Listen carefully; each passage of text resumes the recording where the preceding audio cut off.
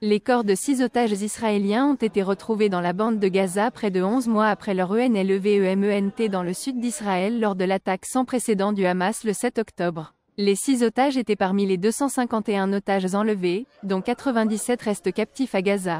Les restes des otages ont été récupérés dans un terrain souterrain dans la région de Rafah et renvoyés en Israël où ils ont été formellement identifiés selon les rapports. Les familles des otages et le chef de l'Union israélienne ont appelé à une grève générale nationale pour accroître la pression sur le gouvernement pour obtenir la libération des otages restants.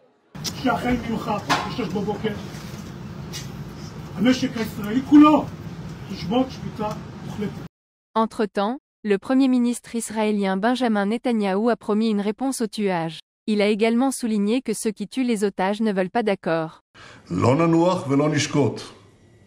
אנחנו נרדוף אתכם, אנחנו נשיג אתכם, ואנחנו נבוא איתכם חשבון. מי שרוצה החטופים, לא רוצה עסקה.